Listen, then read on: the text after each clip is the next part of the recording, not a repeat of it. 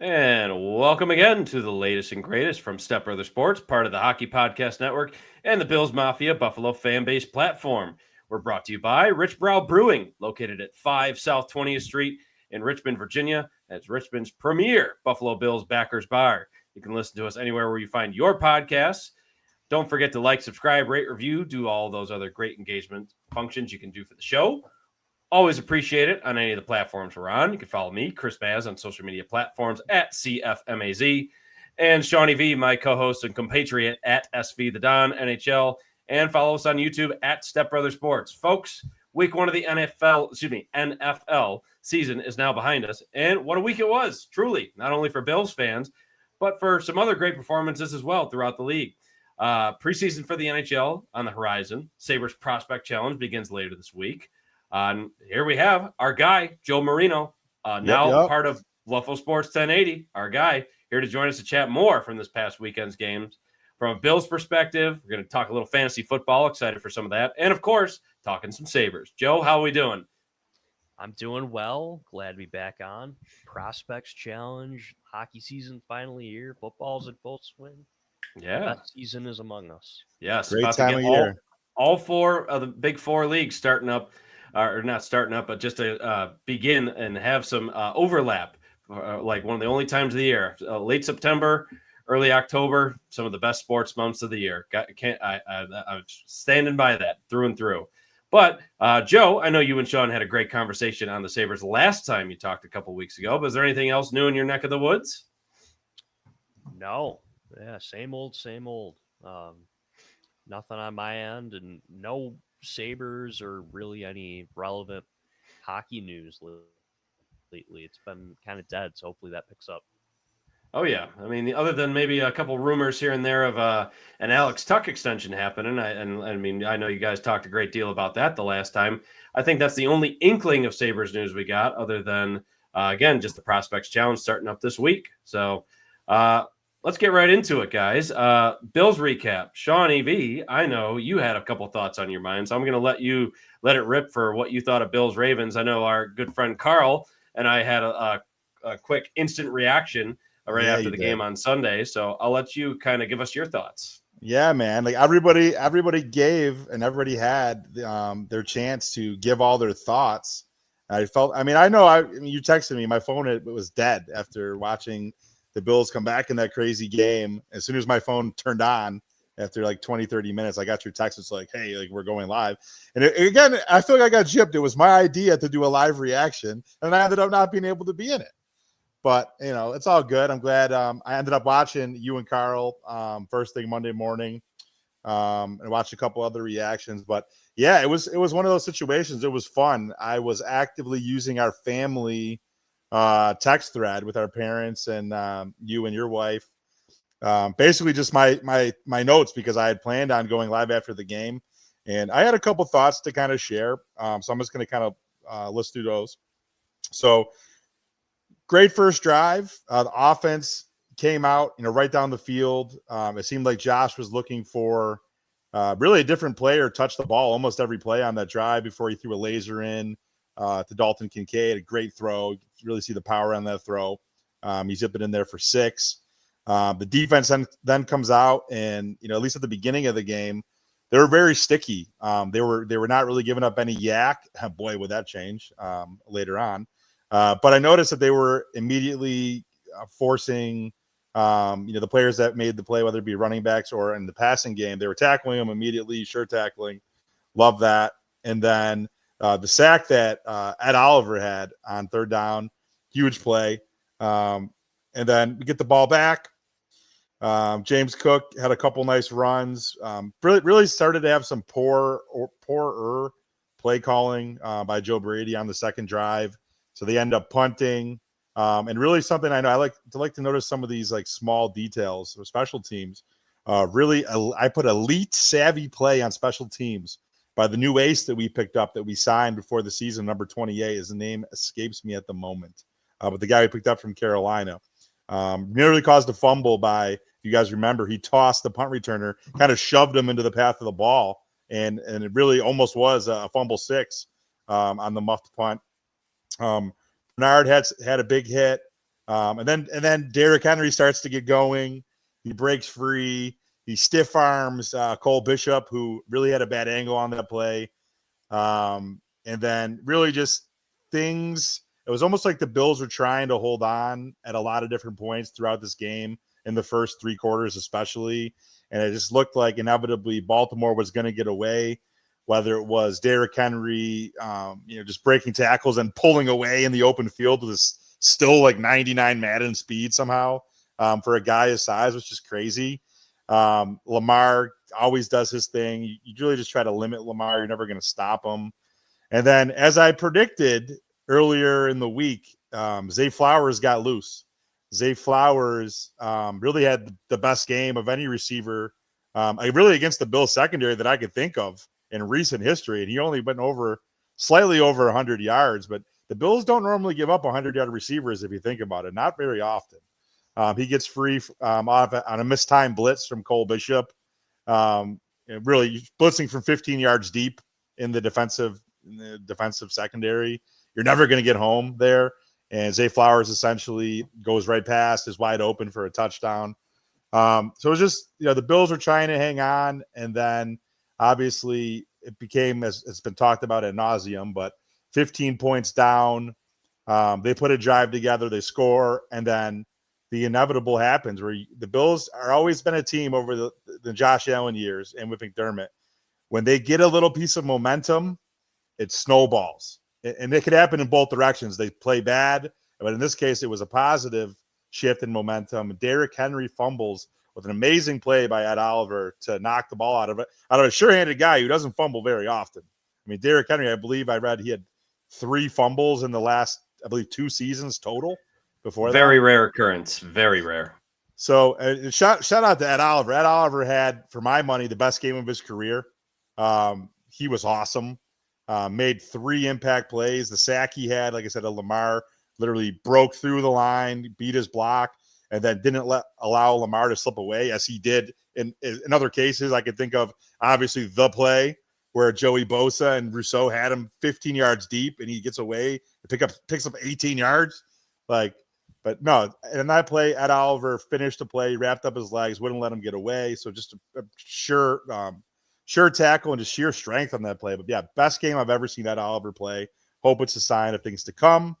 And to get that play, and then it got to the point that you just knew that, unless a turnover happened with Josh Allen and something fluky happened, they were going to end up tying the game. And then even when they went for 2 again, didn't get it, you knew they were going to have to get a stop, which is probably the scariest moment in that game, was that you knew they needed to just get a stop and go get a field goal. At that point, after the second touchdown, I wasn't any longer concerned with Josh Allen getting them into field goal range, because he already did it at the end of the first half on 2 plays, masterclass there. But the fact that they were able to muster a stop, a 3-and-out, to get the ball back and to make the Ravens punt, and then you knew what was going to happen. I mean, let's be honest. We all knew it.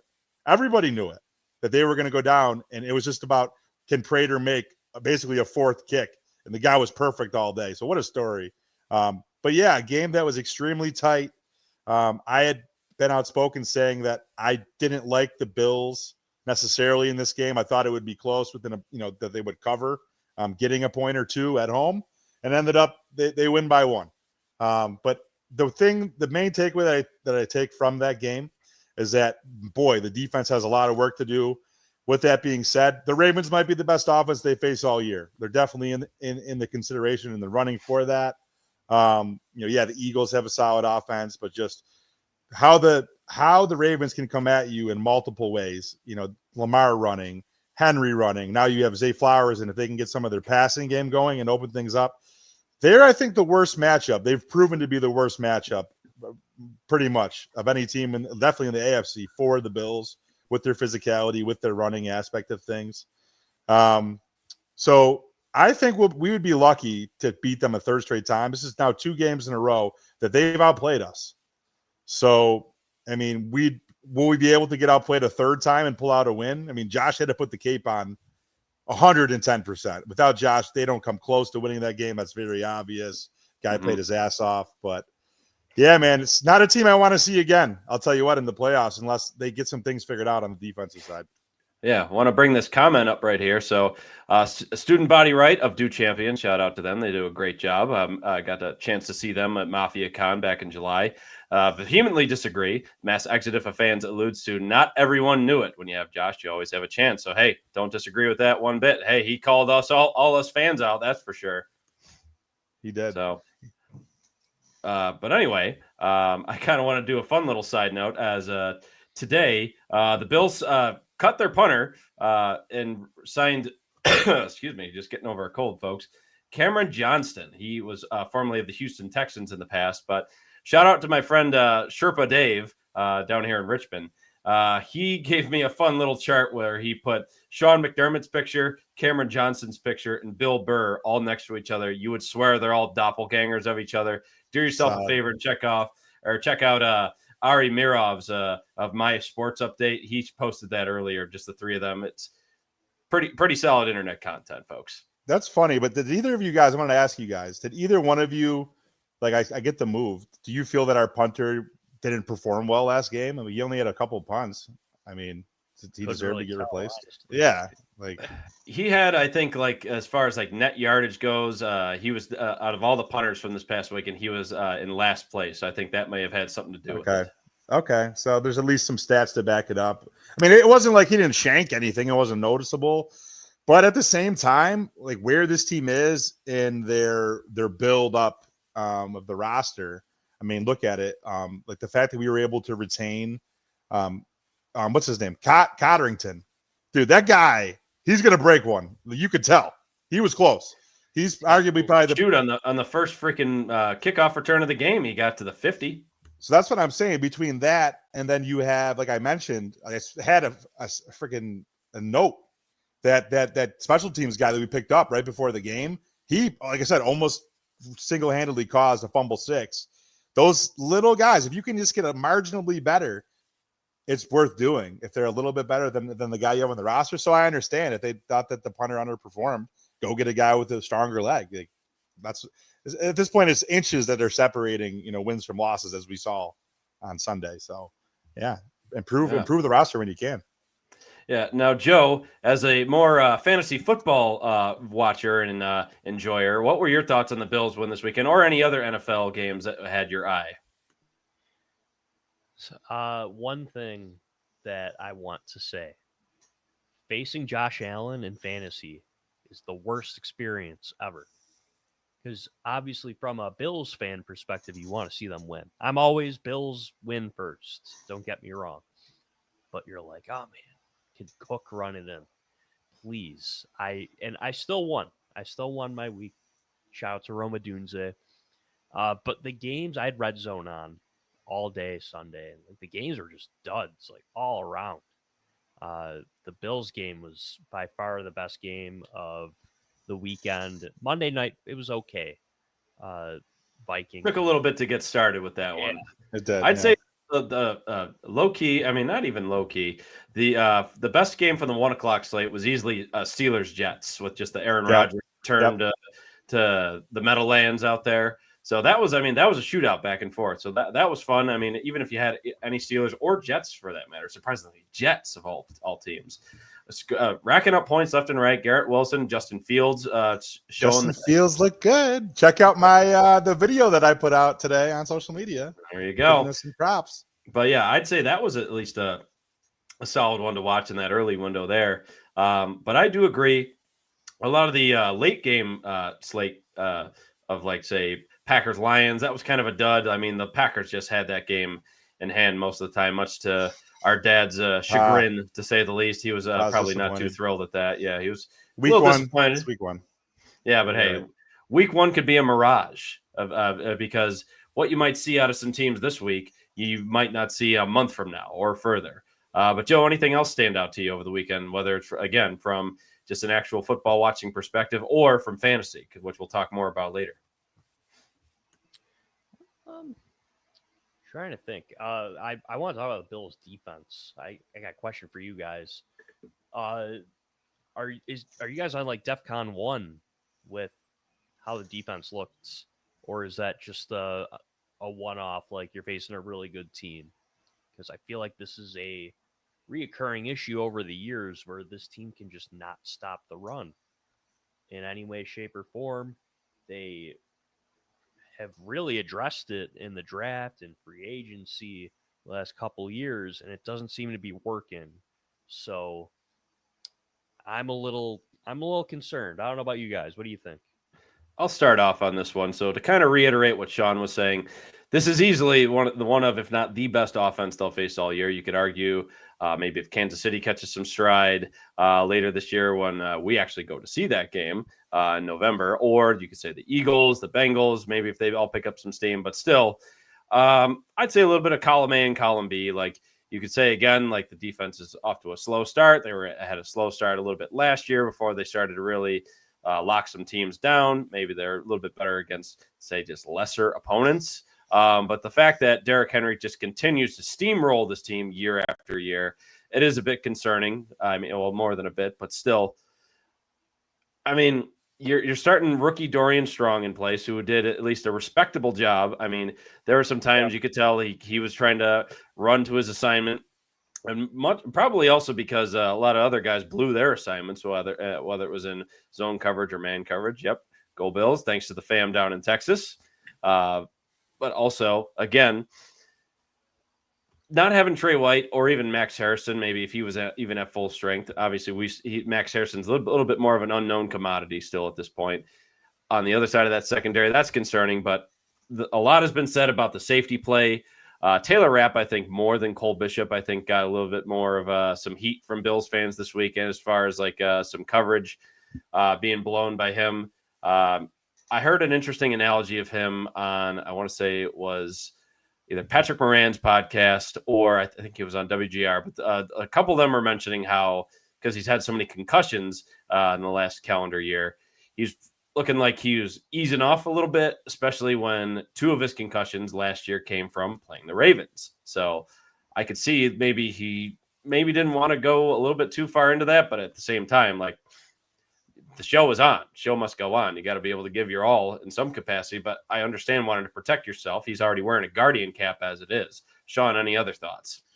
Yeah. So again, I made my point. You kind of just seconded it with the fact that, you know, they very well might be at least the most balanced. I think them and the Eagles are the most balanced and most potentially potent offenses that they'll face.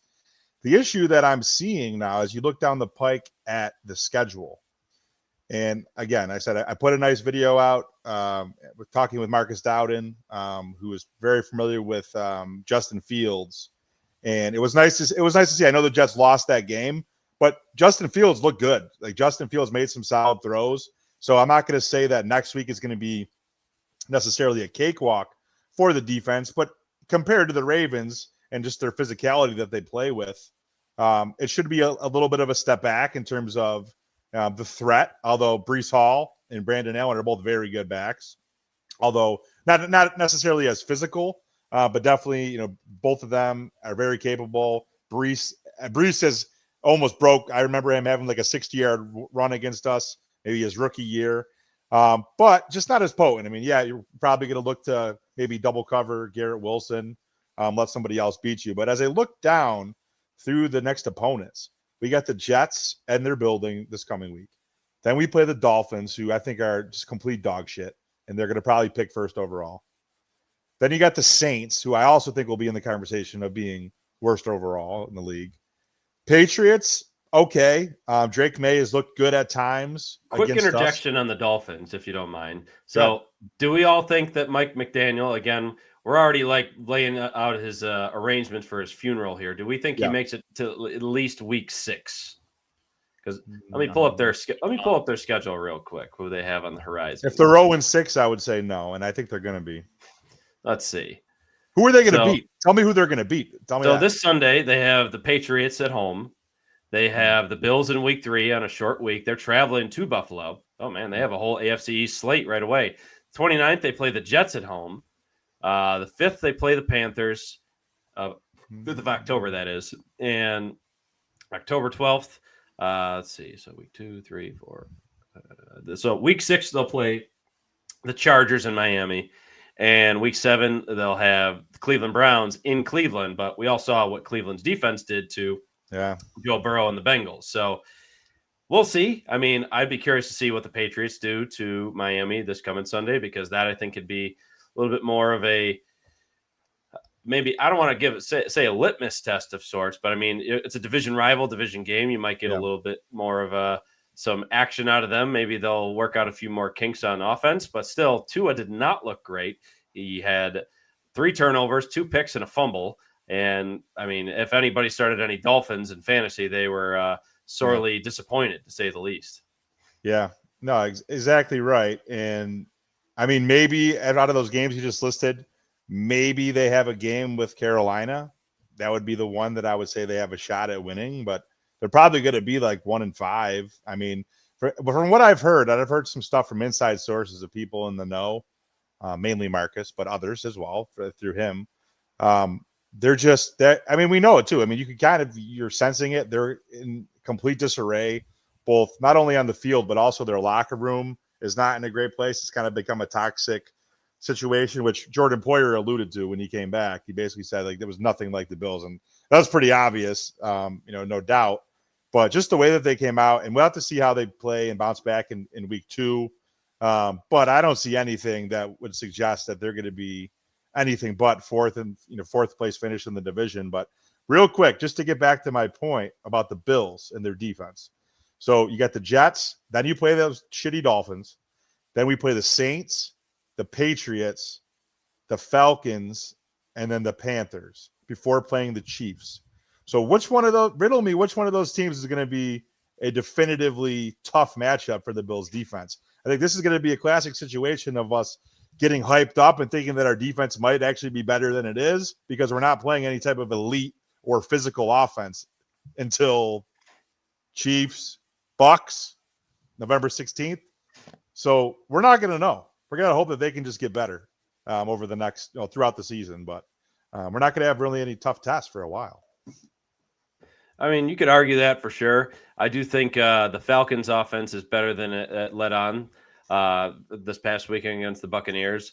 I think if the Bills let Bijan Robinson, who I very thoroughly enjoyed that first opening touchdown he had, that 50-yard catch for a touchdown, even though I didn't do much afterwards. I enjoyed that very much, but at the same time, I think if they don't keep like some of these more elite running backs in check, they'll have some difficulties.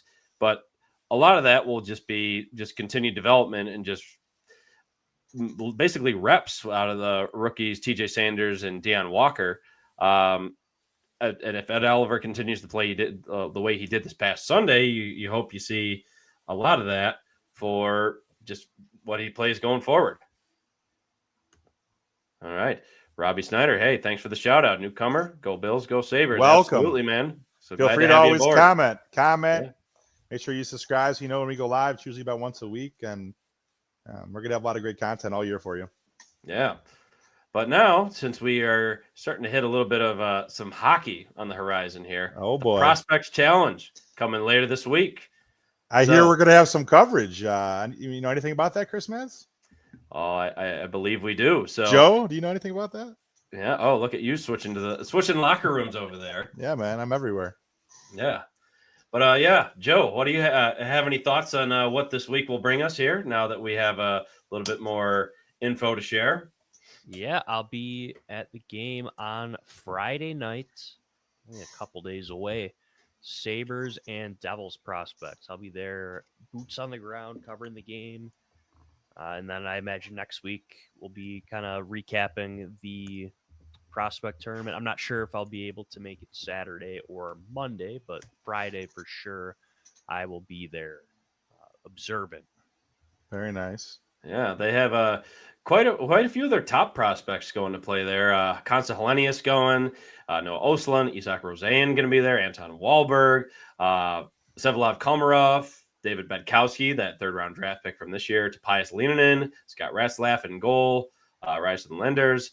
Also, Radim Murtka, first-round draft pick from this year as well. So you got some big names going there, and you hope to see some just some solid play overall. It is ultimately a development camp of sorts because you're playing against other prospects, but you hope to see some real progress made out of these guys. Yeah. For sure. And I just I wanted to give you guys, anybody who's in the Buffalo or Western New York area, the rundown. So obviously they've been doing this for a couple of years now at Harbor Center. Sabres smartly invested into the infrastructure there with the hotel, and they've been basically hosting anywhere from 4 to 6 teams over the last, I would say, 5 or so seasons, give or take.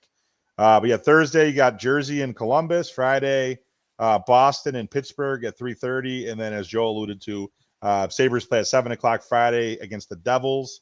Saturday is the only game on Saturday is Buffalo versus Columbus. Sunday you have 2 games, Boston and Jersey, and then Columbus and Pittsburgh at 3:30. So that's a 12 and a 3:30 start. And then last but not least, Monday against Pittsburgh. So if you have a chance to get out there, the tickets are pretty affordable. Go see a bunch of top prospects. A lot of these guys that you'll see on the ice for all the teams will be in the league at some point. A good number of them. So a great way to see these guys early and often. One more thing. Saturday is Sabres Fan Fest as well. So nice. Lots of I got the article pulled up right now. Looks like it starts up at 11:30, and there's going to be stuff all day long. So make a day out of it. If you're local in Buffalo, looks like autograph signings going on, season ticket member, food tasting.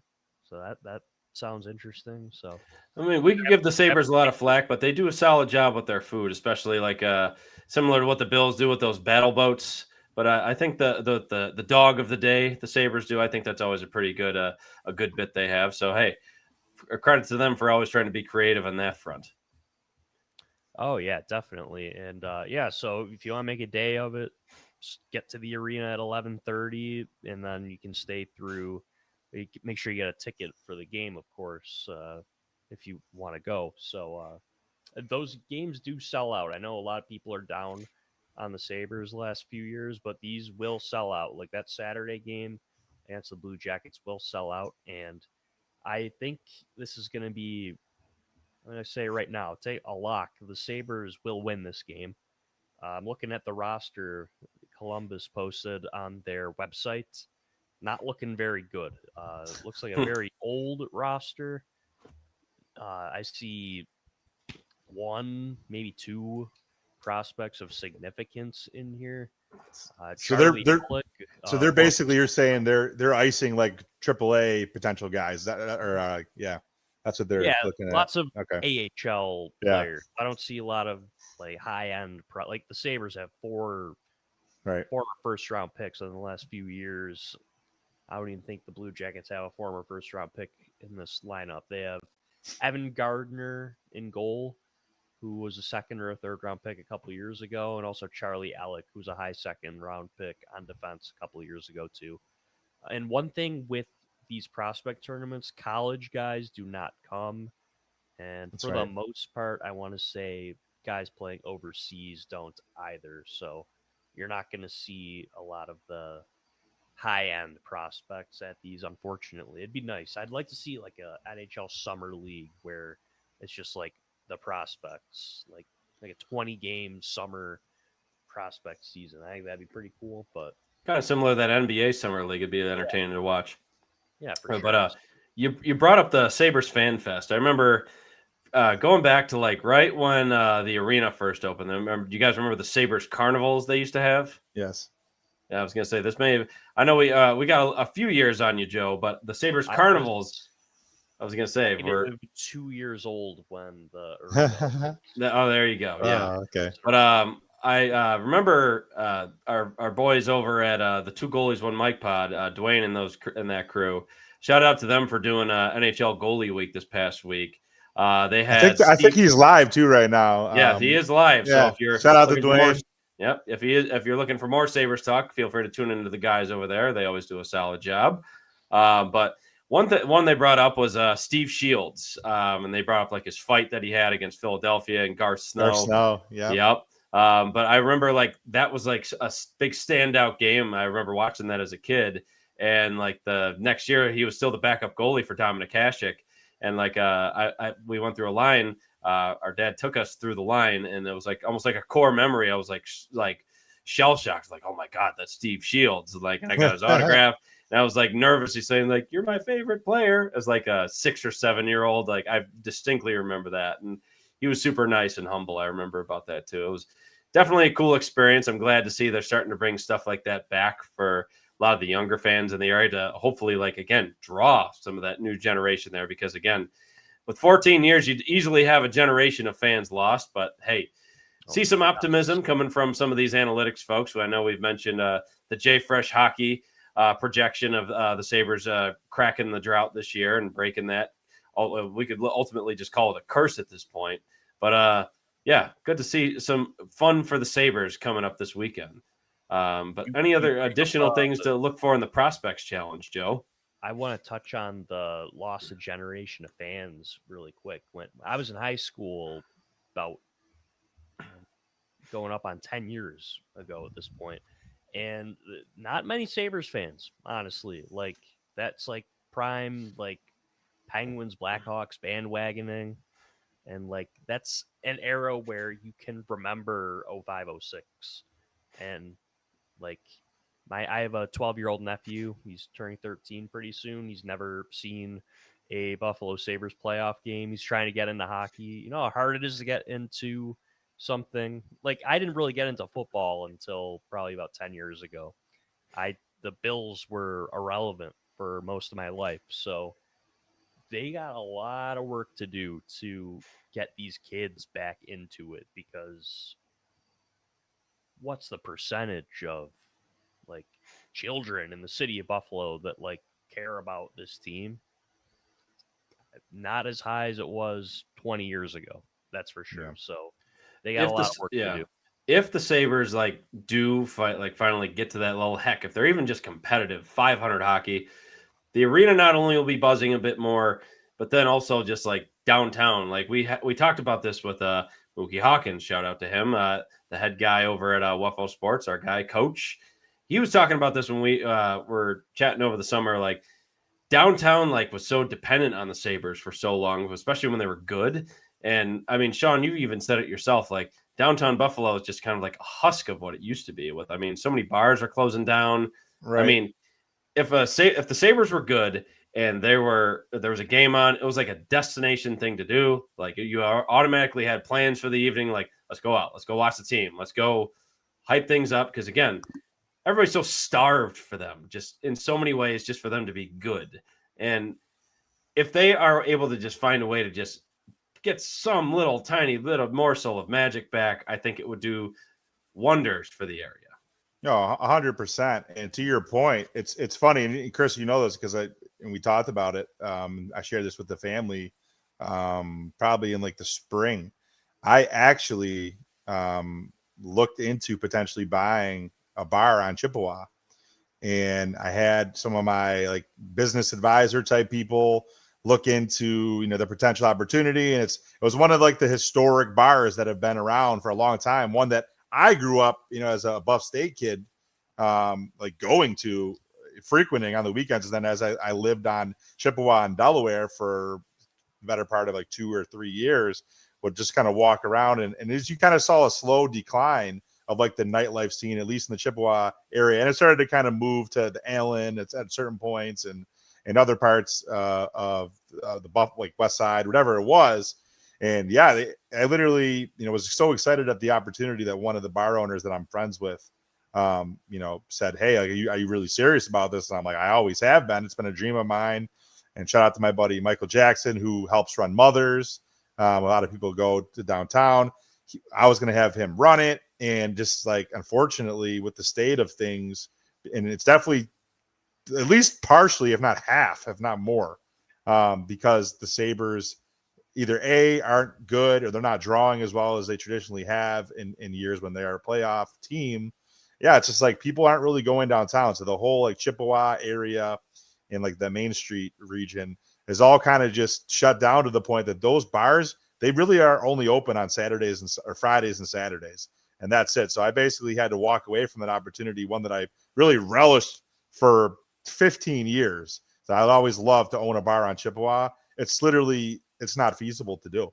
You lose your ass. And like I had business people tell me that Sean, you're going to literally spend this money and you're not going to get it back. So, to the point, it's the Sabres as an entity can really rejuvenate that whole downtown area. And they're really the only thing that can. There's nothing else. Obviously, the decision was made to not put the Bills Stadium downtown. So if the Sabres aren't good, I mean, nothing is going to change for the foreseeable future. So for the city's sake and the downtown area, we hope that this will be the year where they start to turn things around, and I think they will. Hey, I mean, nothing but fingers crossed, like knock on wood, every different thing you could think of in that capacity. But just real quick before we continue things on, I wanted to get a word from one of our sponsors, and that is DraftKings Sportsbook. So your season, your shot. The NFL season is rolling, and every touchdown can bring you closer to a payout with DraftKings Sportsbook, an official sports betting partner of the NFL. From first touchdown score to anytime TD props or the thrill of live in-game betting, every snap is loaded with opportunity. A couple things of the betting lines. Do some current things right now if you're even looking maybe for futures of NHL. Stanley Cup contenders right now. Florida's at the top, favorite at plus 600. Carolina Hurricanes plus 800. Vegas plus 850 for the top three for Stanley Cup winners. If you're looking for current odds for this weekend, the Thursday night game, you have Green Bay favored by 3.5 over Washington. If you're looking at the Bills, they're favored by seven, a whole touchdown favorite over the New York Jets right now. They're favored at minus 105 on the money line there. But still, feel free to check out some of the other lines they have available to you there. But new customers, this one's for you. Bet $5 and get $200 in bonus bets instantly. Plus, cover over $200 off NFL Sunday Ticket from YouTube and YouTube TV. But download the DraftKings Sportsbook app and use code THPN. That's code THPN to get $200 in bonus bets instantly when you place your first $5 bet. Plus, over $200 off NFL Sunday Ticket from YouTube and YouTube TV in partnership with DraftKings. The crown is yours. And the disclaimer from them, gambling problem, call 1-800-GAMBLER in New York. Call 877-HOPE-NY or text HOPE-NY 467-369 in Connecticut, and help is available for problem gambling. And then also call 888-789-7777 or visit ccpg.org. Please play responsibly on behalf of Boot Hill Casino and Resort in Kansas. Fees may apply in Illinois. 21 plus age and eligibility varies by jurisdiction. Void in Ontario. Bonus bets expire 7 days after issuance. See sportsbook.draftkings.com/promos. And NFL Sunday Ticket offer for new subscribers only and auto renews until canceled. Digital games and commercial use excluded. Restrictions apply. Additional NFL Sunday Ticket terms at youtube.com/go/NFL Sunday Ticket/terms. Limited time offer. Now, back to our regularly scheduled programming. Gentlemen, let's talk some fantasy football here. So, I'm in a variety of leagues here. I'm in a dynasty one. I'm in a best ball league. I'm in a super flex league, and I'm in a few just every year annual redraft ones. So I'm in 6. This is probably the most leagues I've ever been in at this point. My wife was rolling her eyes when I told her I was in this many leagues. So at the same time, I got a little variety and a little bit of spread going with who I have as far as players across the board. But as far as best ball goes, a friend of mine from work, shout out Justin Green, part of the Sports Brew podcast.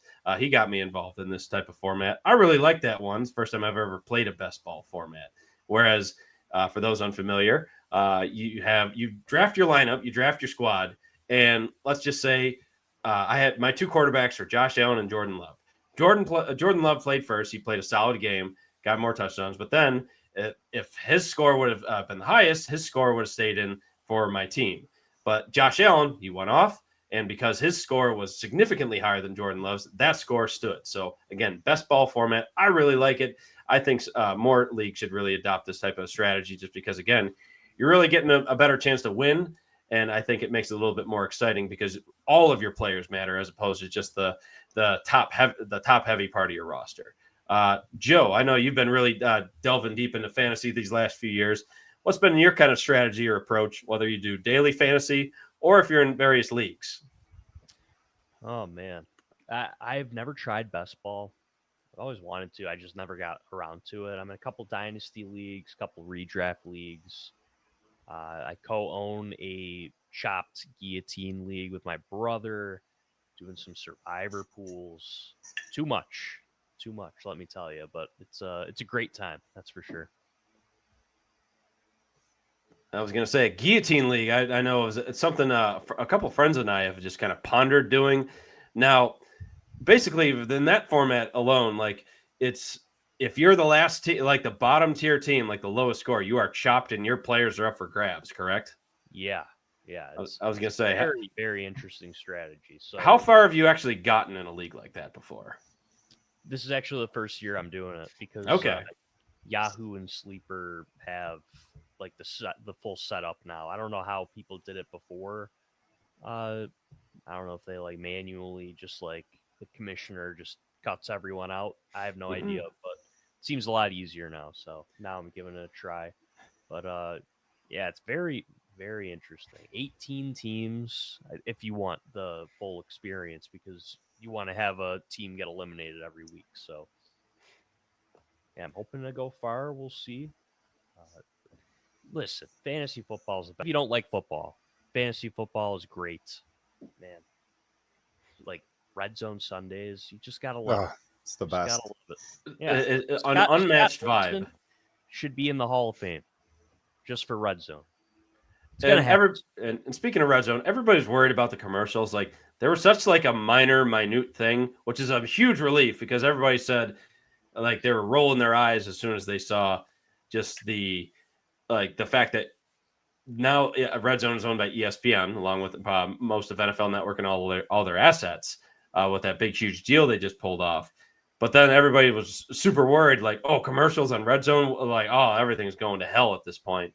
But thankfully, like, it's almost like where they do like that side pan when like they're in like the middle of a timeout or like in between plays, like they just had like a quick ad, like who cares? And I think I even saw the little statistic. There was a total time of like a minute or just over a minute on like the time that the ads were on there. I'm like, that's it. Like, who cares? Fine. Well, still a great product and still one of the best ways to watch all the action at once. I mean, if you're dialed in on a few games, they even have that way to do all the games at one, like all the 3 or 4 like inbox games you wanted to do. I think it's a great way to do it.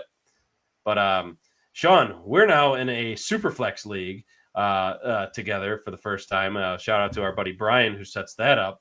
But I was able to get over the hump because I was worried that up until Josh Allen played on Sunday night, I was looking to be a bit in dire straits because unfortunately CJ Stroud didn't exactly play too hot against the Rams defense, as he only gave me, 9.72 points in that format on there.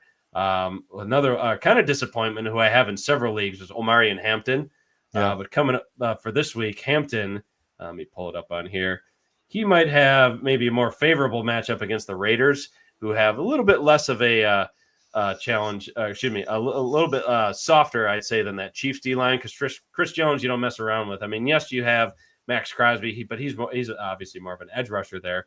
But I'm hoping to see a little bit more out of Omari and Hampton out of several of my teams. So I drafted him. I was high on him throughout the draft process, and again, I have him not only in Dynasty but in a couple annual redraft fantasy leagues as well. Is there any player you're looking out for in particular, Sean, in this coming week's games?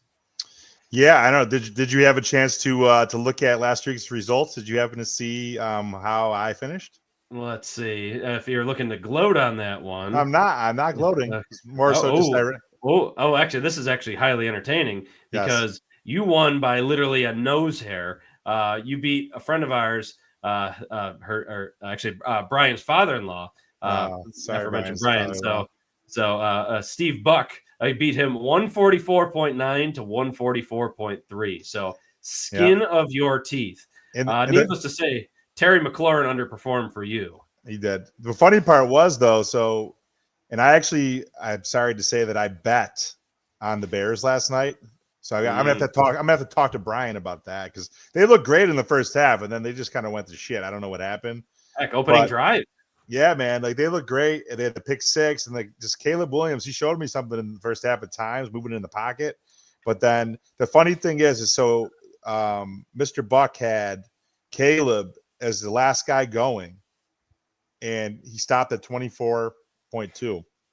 And so I had nobody playing Monday night. So he had every reason and opportunity to catch me and fell literally less than 0.5 of a point.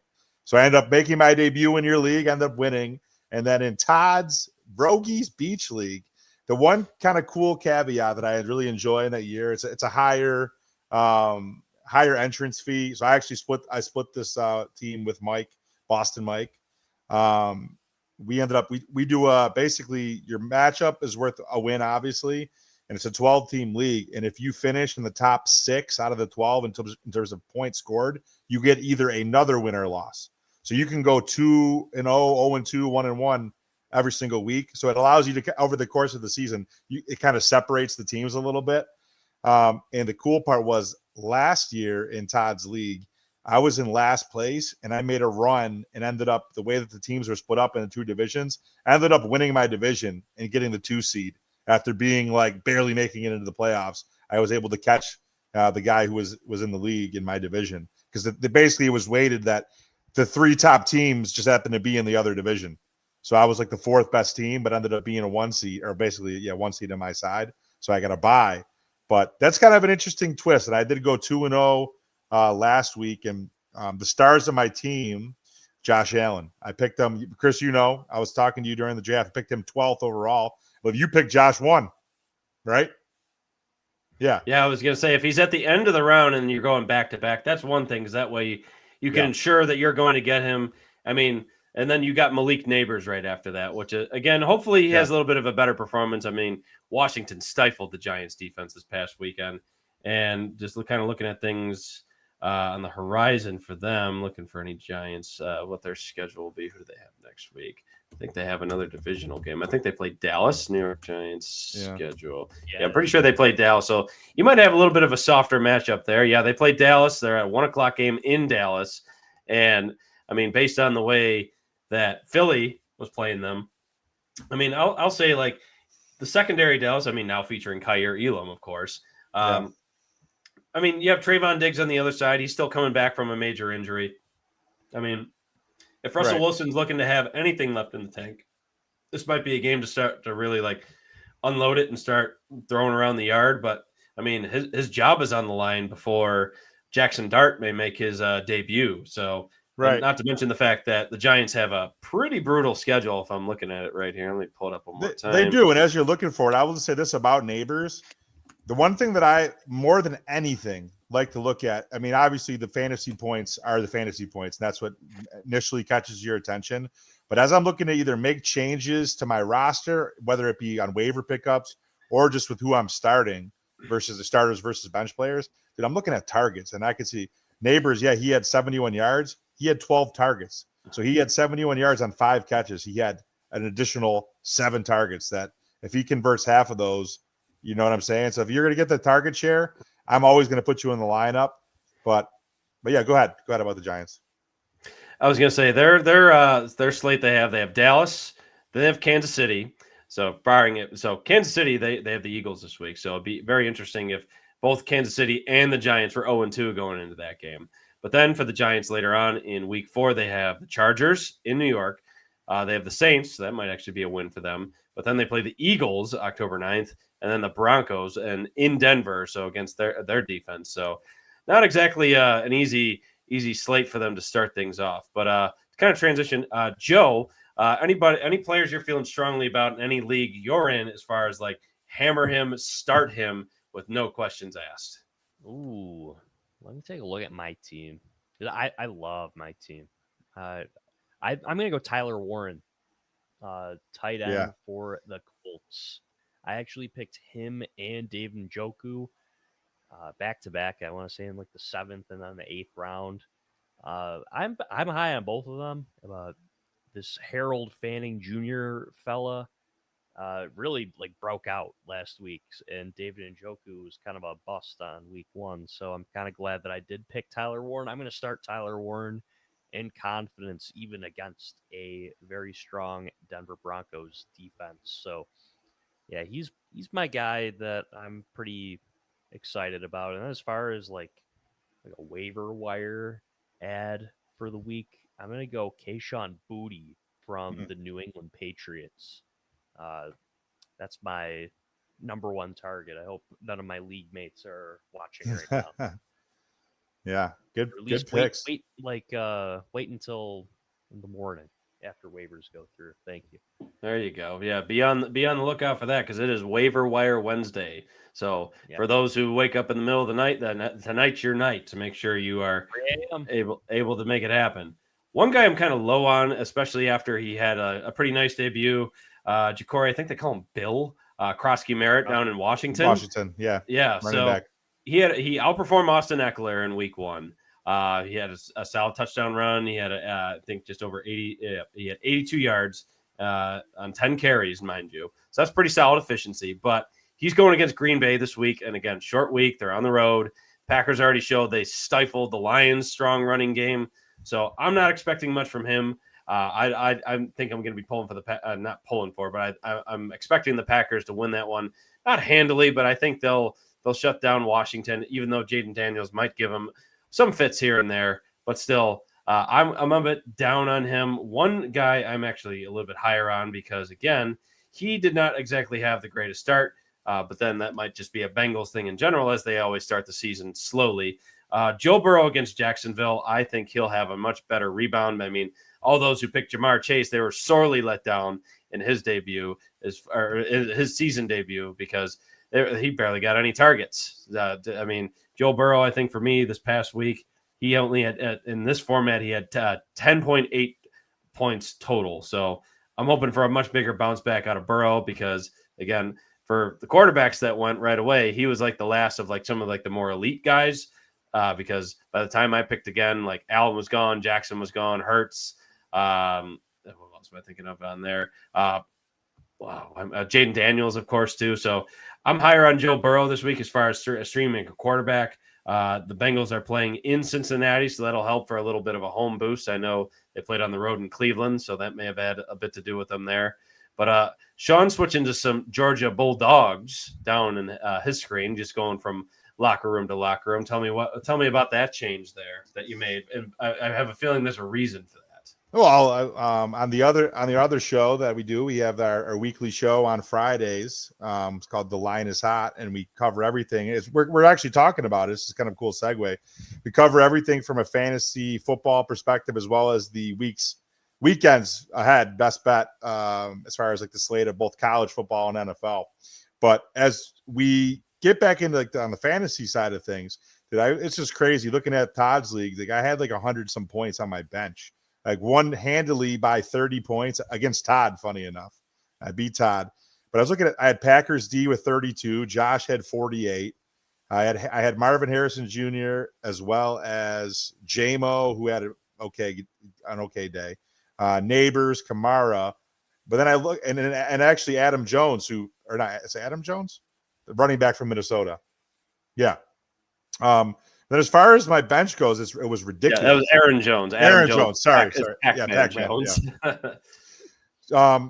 I looked pretty smart on this one. Granted, it's week 1. Justin Fields on my bench gave me 34. Breece Hall had just a shade under 20. Rome had 15.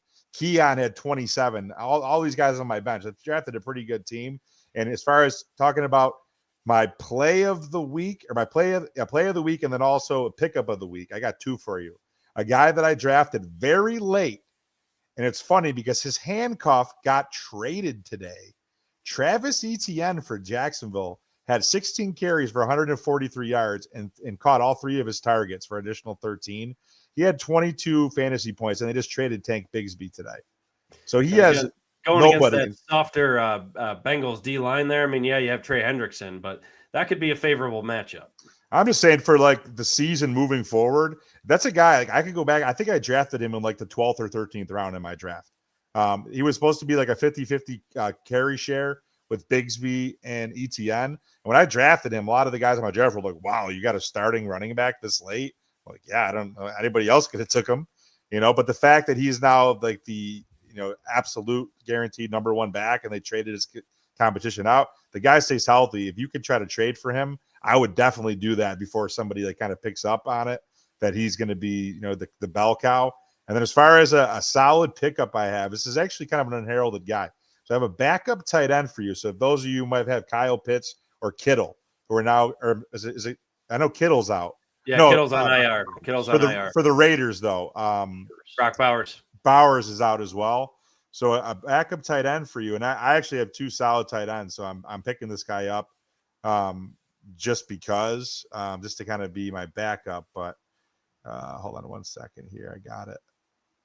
So the tight end, I believe he is for. How do I look at my? Quentin Johnson was one. So the receiver from the Chargers, he's actually like their number 3 receiver. They have McConkey. He had 20 high 20 points. He had a lot of catches. He had 2 touchdowns last week. So he's one. And then as far as tight end goes, Dude learned how to use his hands finally. I know. You're right. Juwan Johnson, who is again unheralded guy, he plays for the Saints. Let me tell you, when I looked at his game log from last week, he had 15 points, which again, it's nothing crazy, but a guy you don't really have heard of. Right now, he's the number 1 tight end in the league. He had 11 targets, had 8 catches in week 1. Yeah. Guaranteed he's available in everyone's league. There you go. Joe, anybody you're avoiding like the plague this week, just because, again, you don't love the matchup or just for another reason? I don't know if I'm necessarily avoiding anyone. I try not to overreact to week 1. I kind of want to wait 2 to 3 weeks before I really start to dive into any big changes or like, you know what I'm saying? So I don't think there's anyone I'm really avoiding. I'd take a look at the waiver wire really quick and see if there's any players that I would call like a trap. Like, I feel like Quentin Johnston did this exact same thing last year. He had like a really explosive week 1 and then was just irrelevant the rest of the year. So that's kind of why I'm really focusing in on Kayshon Boutte for this week, because he could be the Patriots' number 1. Like, Diggs is coming off that huge injury and he's already old, and then it's Pop Douglas and another couple journeyman receivers. So I'll take the bet on the young talent in Boutte over some guys who have been disappointing in the past. He's old. He's just old. Boutte? Yeah. No, Diggs. Talking about Diggs. Yeah. He's I was just gonna say old. He was kind of invisible this past week against the Raiders. You didn't hear him. You didn't hear him even making any major play. To kind of circle back a little bit more on maybe a sneaky play. I know the Titans weren't exactly a murderer's row of teams to go against Denver's defense. It was kind of Cam Ward being left out to the slaughter there. But at the same time, he had some good accurate throws. There were a lot of drops that the Titans receivers had. But I am still going to be starting Jonathan Taylor. Yes, because he was RB1 that I picked. But he is going against Denver's defense on there. And I think he's a little bit more of a powerful back to be able to go against Denver's D-line there. I'm hopeful that he'll have a little bit more favorable results there in one of my leagues that I have him in. So I do like Jonathan Taylor against Denver's D-line, despite the fact that they are still considered one of the more strong units in the entire league. Well, you guys want a sneaky pickup. Listen carefully. It's probably available in most of your leagues. Tennessee Titans, Alec Iamaner. 7 targets, 2 receptions. Just humor me for a second. It might be a lazy comparison, but this reminds me of Tank Dell and CJ Stroud. The 2 rookies coming up together a couple of years ago. He's already the number 2 on the Titans. Already the number 2. And Calvin Ridley is going to be covered pretty heavily because he's, on paper, the best receiver on the Titans. So I think that Alec Iamaner is going to be a name that is going to be heavily involved for fantasy going forward. So pick him up early.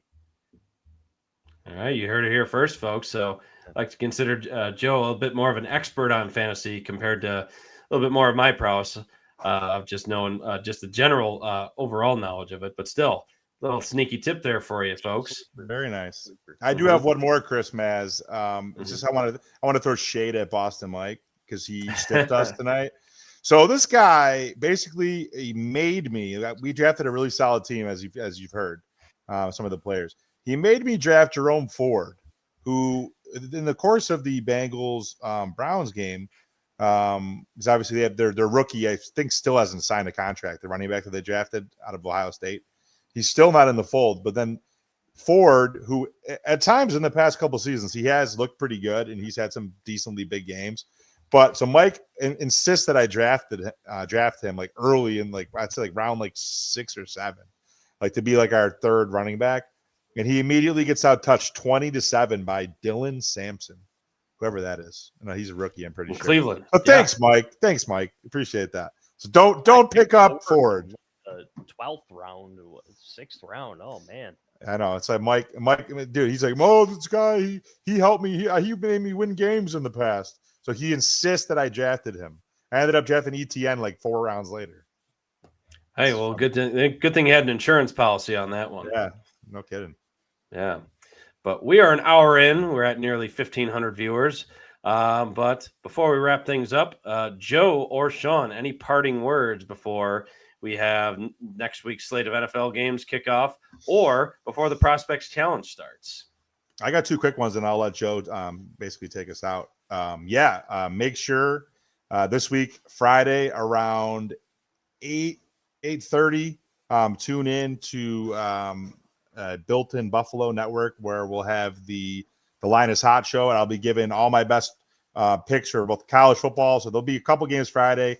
Probably you could still bet on some of the late games on the West Coast by the time you watch that. But definitely all the slate of Saturday games in college, as well as my best plays for the NFL. I hit 4 out of 5 in the 1 o'clock bets, including, I might say, Joe's guy, Mr. Warren for the Colts. I had over 3 receptions, which he pretty much did in the first quarter. I think he ended up having like 6 or 7. So that was an easy one. So 4 or 5. So tune in for those great picks. And obviously tune in starting this weekend, Friday, to Joe. He'll be, like he mentioned, live at the Prospects Challenge, bringing you guys some great content, maybe interviewing some guys in the locker room. And be sure to kind of tune in as we start to wind into Sabres season. Yeah, you took the words right out of my mouth. Friday, leave against the Devils. Yeah, Yep. Devils Friday, 7 o'clock. I'll be at Harbor Center. You can check me out on Twitter /X, Joe Marino, BUF. I'll be sharing my thoughts, and then we'll kind of recap next week, I imagine. So, and then I believe I'll try and make it on Saturday as well. If I'm not in the press area, I'll try and buy a ticket. So we'll see. We'll see. But yeah, good stuff coming on the horizon. And we can't wait. It's going to be a big year for all of our coverage, not only for the Sabres, but continued conversations about the Bills too. But again, for our, folks tuning in on all of our platforms, thank you for tuning in as always. We got Bills Jets Sunday and one of those rare 1 p.m. kickoff times. So treasure that, folks. You won't have as late of a night as you did this past Sunday. Hopefully some favorable results there. Maybe not as potent of an offense as Lamar Jackson and Derrick Henry when the Bills defense is up against Justin Fields and Breece Hall and Garrett Wilson. But hey, you never know what things lie. I mean, any given Sunday is a phrase for a reason. Cliche, yes, but hey, everybody brings their best. But still, for us here at Step Brother Sports and with our pal here, Joel Marino, thank you for tuning in. We will catch you next time. And boys, as always, let's go Buffalo. Let's go Buffalo. Thanks, y'all.